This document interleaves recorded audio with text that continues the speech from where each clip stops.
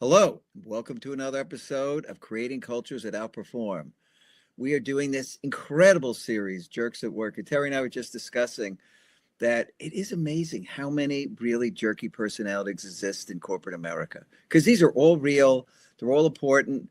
You may have worked with all of them at one time or another if you've been around long enough, but some of them are in every workplace without a doubt. And today we're going to talk about the critic.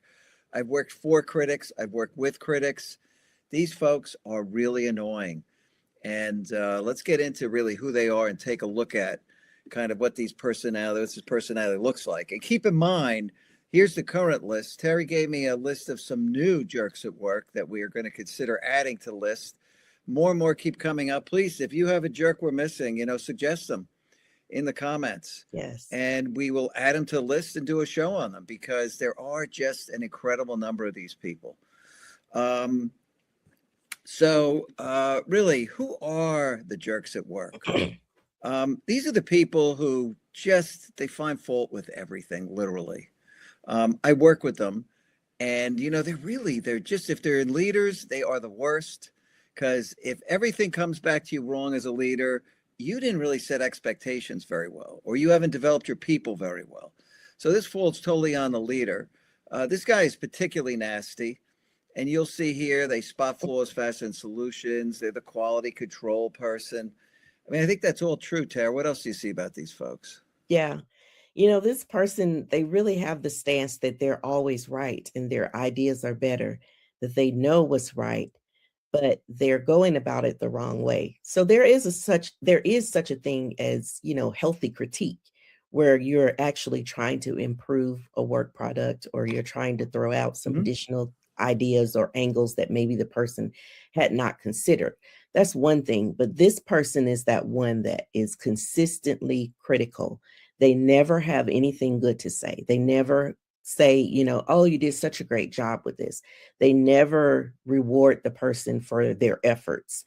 It's always basically they're positioning themselves above everybody else. Oh, yeah. They love the power of being the critic. Yeah. They love it. They love thinking that they're above everybody else, but actually they're not. They think they're being helpful, but they're really not. That is just their critique is just their default style. They don't really know how to engage with people in a more healthy way so that they're able to help build the team and build the work products.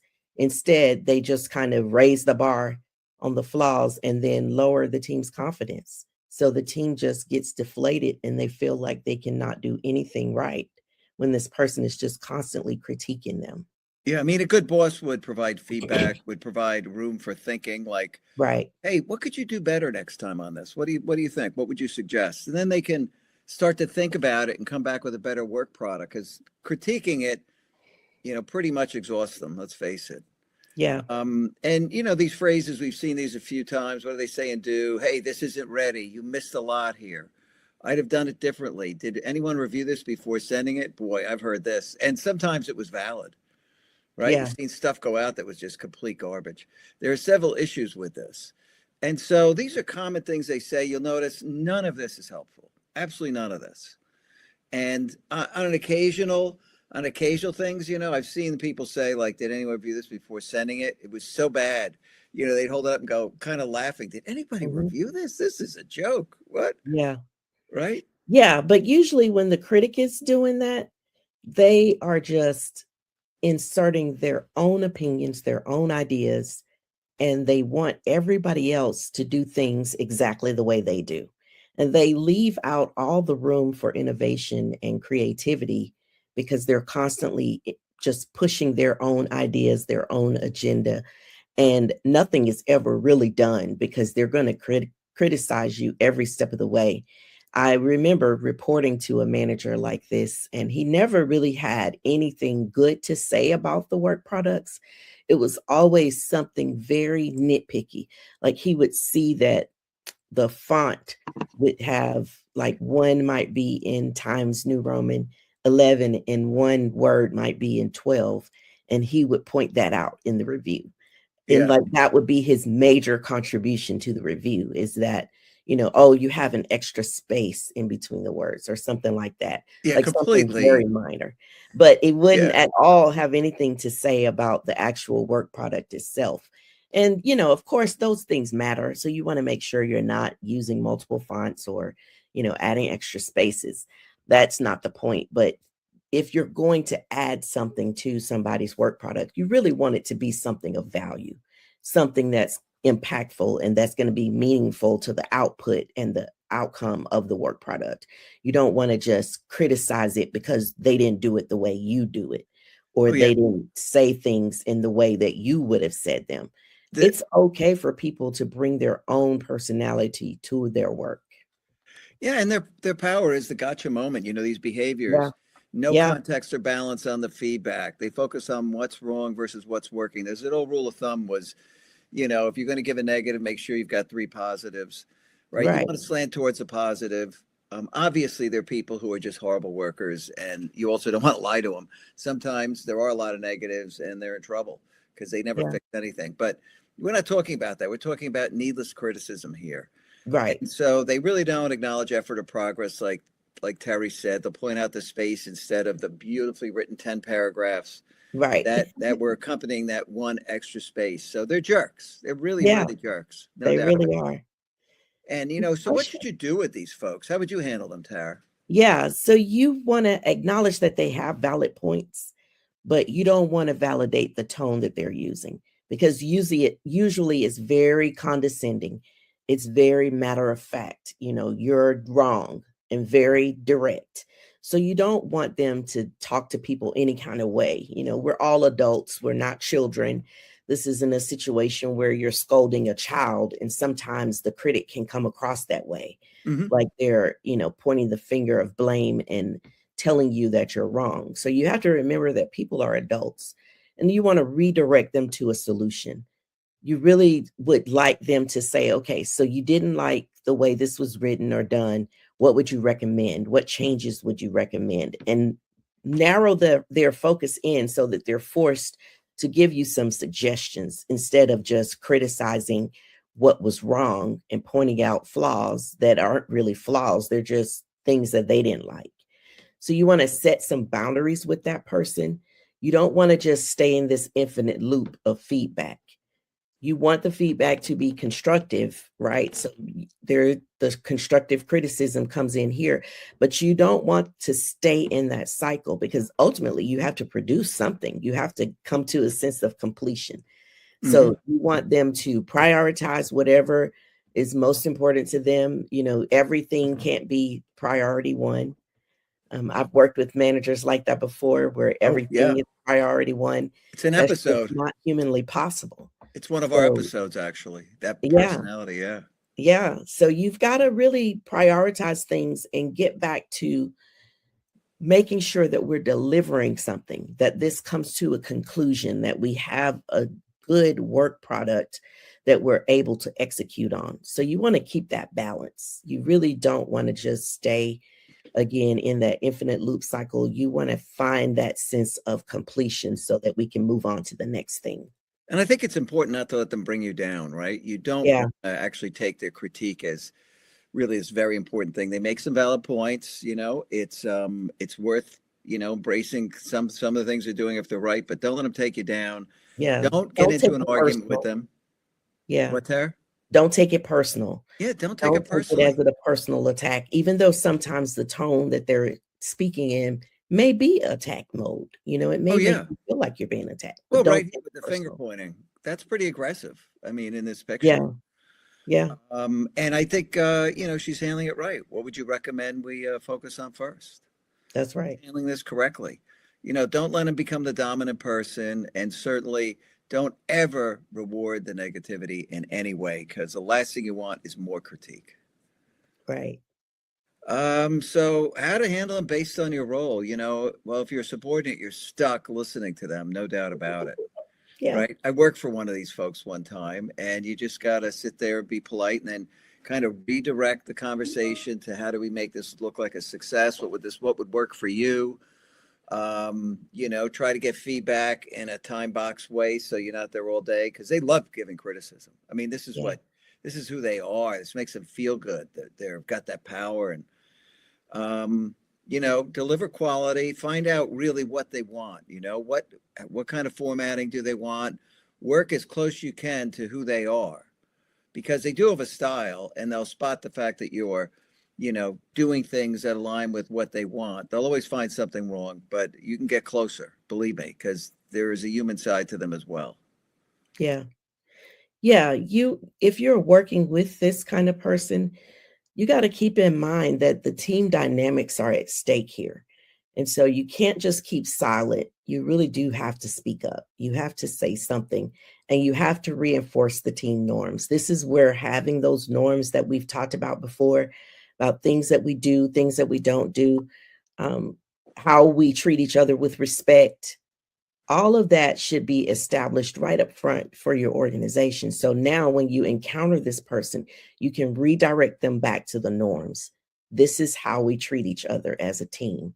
You want to focus them in on balanced feedback. So when you see something good, say something good. Don't just say something bad all the time. But you really do want to encourage that person. And when they do something good, when they do actually say something good, go ahead and encourage that. So you want to make sure that somebody is modeling good, healthy behavior for them. But then when you see them doing the right thing, you want to encourage it so they do more of it. And you want to stay focused on the work. You don't want to just stay in these cycles of revision, revision, revision 100. Oh no, You don't want to stay in that not worth cycle. it. Complete waste Yeah. of time. Nobody Yeah. wants. I've Nobody's worked looking with for that. people like this before where I'd literally save my old versions because at some point they're going to revert back to something that we had before. So Yeah, I would just, this was before the days of Microsoft where you have version control now, where you can yeah. just go see your old versions.